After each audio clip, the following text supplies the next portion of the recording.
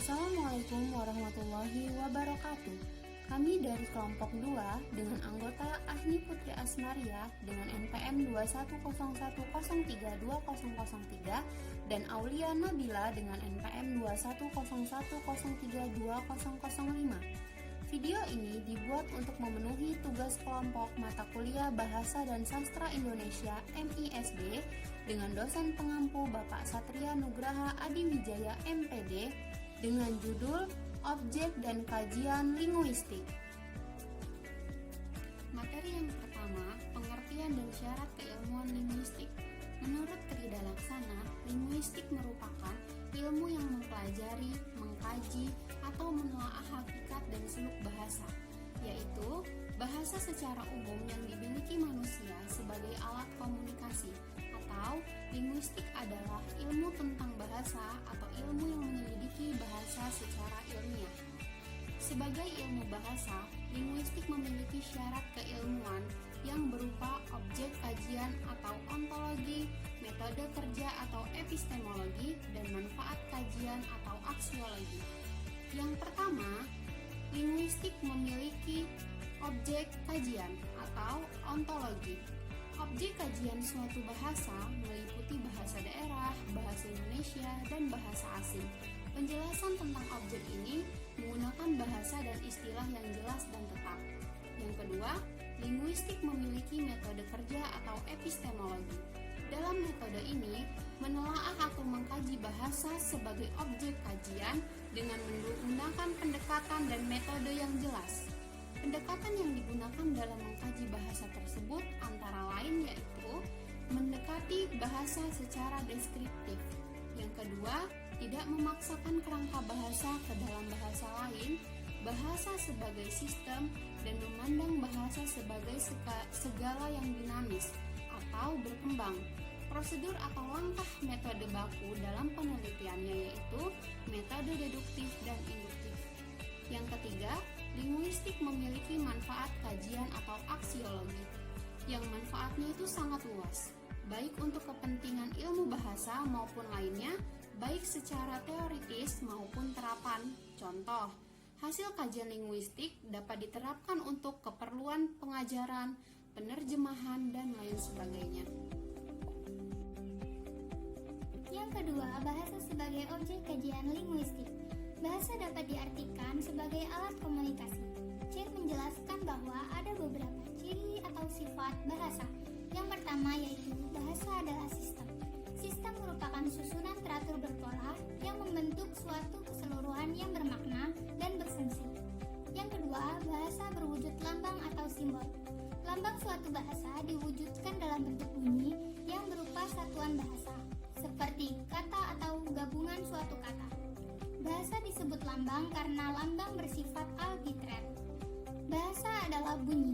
Bunyi yang termasuk lambang bahasa adalah bunyi-bunyi yang dihasilkan oleh alat ucap manusia. Tidak semua bunyi yang dihasilkan oleh mulut termasuk bunyi bahasa.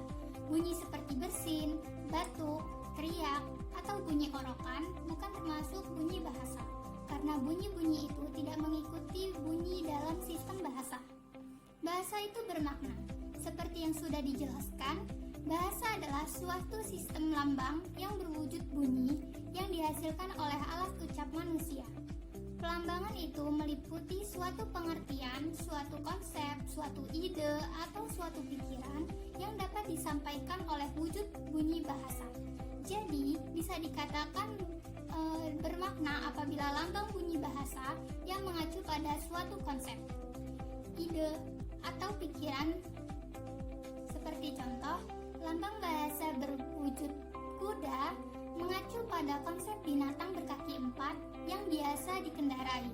Bahasa itu arbitrer, yaitu tidak ada hubungan yang bersifat wajib antara lambang bahasa yang berwujud bunyi dengan suatu bahasa yang dilambangkan beserta konsep atau pengertiannya. Contoh, masyarakat Indonesia menyebut suatu benda yang terbuat dari papan yang digunakan untuk menulis dengan sebutan papan tulis. Masyarakat Inggris menyebutnya dengan blackboard, masyarakat Arab menyebutnya dengan as-saburotun, dan masyarakat Jawa mungkin menyebutnya dengan blabak. Mengapa masyarakat bahasa menyebut benda yang sama dengan sebutan yang berbeda? Jawabannya adalah karena sifat arbitrer atau kesewenangan bahasa. Bahasa itu konvensional, artinya meskipun penggunaan lambang bahasa dengan yang dilambangkannya bersifat arbitrer, namun penggunaan lambang suatu konsep haruslah berupa kesepakatan pemakainya atau masyarakat bahasanya. Bahasa itu produktif. Bahasa bisa dikatakan produktif, maksudnya walaupun jumlah unsur-unsur bahasa itu terbatas, namun unsur bahasa tersebut dapat disusun berdasarkan satuan bahasa yang jumlahnya relatif tidak terbatas, sesuai dengan sistem yang berlaku dalam bahasa yang bersangkutan. Contoh, bahasa Indonesia memiliki 30 buah fonem, tetapi dapat digunakan untuk menciptakan ribuan kata yang mengandung fonem itu. Contoh lain, dalam bahasa Indonesia ada 5 pola kalimat dasar yang dapat dikembangkan menjadi kalimat-kalimat lain yang jumlahnya relatif tidak terbatas. Bahasa bersifat unik di samping universal. Bahasa itu unik, artinya setiap bahasa memiliki sistem yang khas serta spesifik yang tidak dimiliki oleh bahasa lain. Namun, sistem yang khas itu menyangkut sistem bunyi, sistem pembentukan kata, sistem pembentukan kalimat, atau sistem yang lainnya. Sebagai contoh, salah satu keunikan bahasa Indonesia adalah tekanan kata tidak bersifat morfemis, melainkan bersifat sintaksis. Dalam bahasa Indonesia, kalau pada kata tertentu dalam kalimat diberikan tekanan, maka makna kata yang diberikan tekanan itu tetap. Yang berubah adalah makna dari kalimat secara keseluruhan. Di samping sifat unik atau khas, bahasa memiliki sifat-sifat bahasa yang dimiliki bahasa lain yang bersifat universal, yakni ciri-ciri yang sama-sama dimiliki oleh setiap bahasa yang ada di Indonesia atau di dunia. Keuniversalan tersebut diantaranya dapat dipahami dari bahasa itu berupa ujaran. Makna ciri universal dalam bahasa yang paling umum, bahasa itu memiliki bunyi yang terdiri dari vokal yang konsonan. Namun, banyak vokal dan konsonan yang dimiliki bukanlah persoalan keuniversalan bahasa tersebut. Selanjutnya, bahasa itu dinamis. Bahasa memiliki keterkaitan dengan manusia. Segala kegiatan ataupun gerak manusia tidak pernah lepas dari kegiatan berbahasa. Tidak ada kegiatan manusia yang tidak disertai dengan bahasa. Bahkan saat kita tidur pun, saat kita bermimpi, manusia menggunakan bahasa.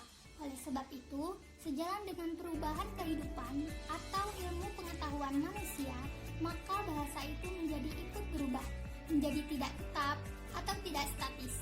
Keadaan inilah yang membuat bahasa itu bersifat dinamis. Yang terakhir, bahasa itu manusiawi dan bervariasi. Bahasa bersifat manusiawi, yakni bahasa itu hanya milik manusia dan hanya bisa dipakai oleh manusia. Manusia sering disebut sebagai Homo sapien atau makhluk yang berpikir, Homo socio atau makhluk yang bermasyarakat, dan Homo fiber atau makhluk pencipta alat-alat, serta animal rasional, makhluk rasional yang berakal budi. Manusia dapat memikirkan kejadian masa lalu, masa kini, dan masa depan, serta menyampaikan kepada pihak lain dengan alat komunikasi yang dimiliki manusia, yaitu bahasa. Perkembangan linguistik sebagai ilmu. Seperti ilmu yang lain, ilmu linguistik telah mengalami tahapan-tahapan perkembangan. Cher menjelaskan tahapan-tahapan perkembangan ilmu itu. Yang pertama, spekulasi. Pada tahapan ini, pembicaraan mengenai sesuatu dan cara mengambil kesimpulan dilakukan dengan sikap spekulasi. Artinya, kesimpulan itu dibuat tidak didukung oleh bukti-bukti yang empiris dan dilakukan tanpa menggunakan prosedur-prosedur tertentu. Selanjutnya, Cher menjelaskan pula tindakan spekulatif ini, misal dalam bidang geografi. Dulu orang berpendapat bahwa bumi ini berbentuk datar seperti meja. Kalau ditanya apa buktinya dan bagaimana buktinya, kita tidak tahu, tentu tidak dapat dijawab. Kalaupun dijawab, akan secara spekulatif pula. Nah, kemudian Kalau melihat matahari setiap pagi terbit di sebelah timur dan terbenam pada sore hari di sebelah barat, maka orang berpendapat matahari itu berputar mengelilingi bumi. Sikap spekulatif ini pernah terjadi dalam studi bahasa. Dulu orang mengira bahwa semua bahasa di dunia ini diturunkan dari bahasa Ibrani. Maka orang juga mengiranya bahwa Adam dan Hawa memakai bahasa Ibrani di Taman Firdaus. Nah, suku Dayak Iban di Kalimantan mempunyai legenda yang menyatakan bahwa pada zaman dahulu manusia hanya punya satu bahasa. Berbagai bahasa itu timbul secara kekacauan dan manusia berpecah dengan segala penjuru arah kemana-mana. Bahkan sampai abad ke-17 pun seseorang filosofi Swedia masih menyatakan bahwa di surga Tuhan berbicara dalam bahasa Swedia. Adam berbicara dengan bahasa Denmark dan ular berbicara dengan bahasa Perancis.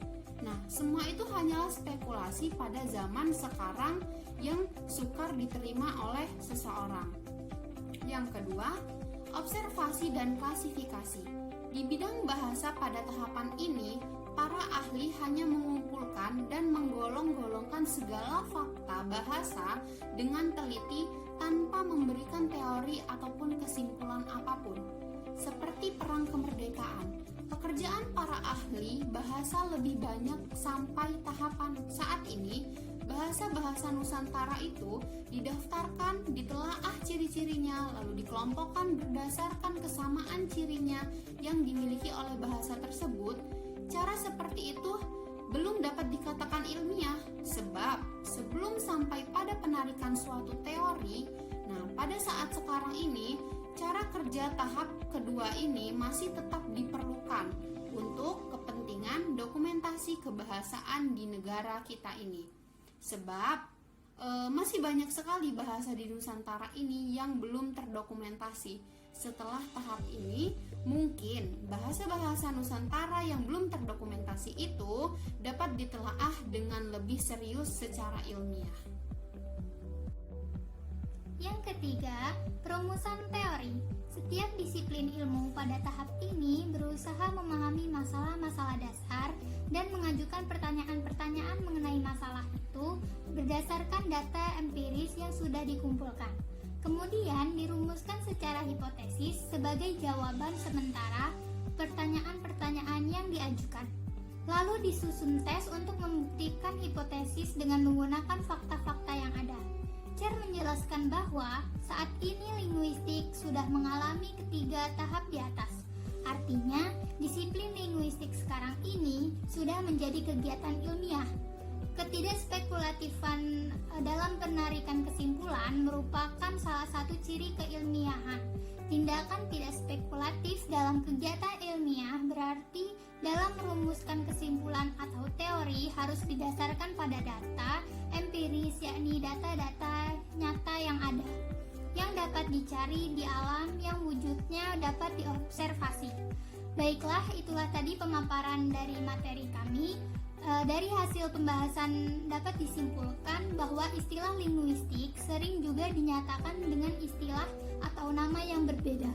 Ada yang menyatakannya dengan linguistik, pengantar linguistik, linguistik umum, atau pengantar linguistik umum. Namun dengan istilah-istilah yang berbeda itu, substansi kajiannya sama, yakni bahasa. Linguistik adalah ilmu bahasa, ilmu yang mengkaji, menelaah, menganalisis bahasa secara umum, baik bahasa daerah, bahasa Indonesia, atau bahasa asing.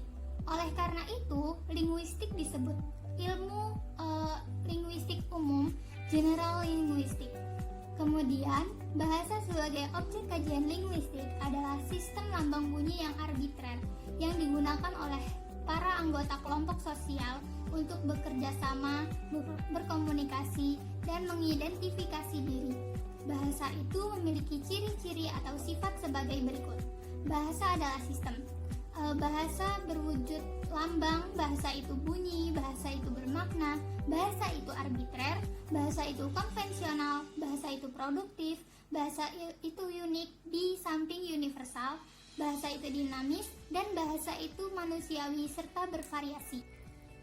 Sekian video penjelasan dari kami. Mohon maaf jika masih ada salah kata, dan kepada Allah kami mohon ampun. Kami akhiri. Assalamualaikum warahmatullahi wabarakatuh.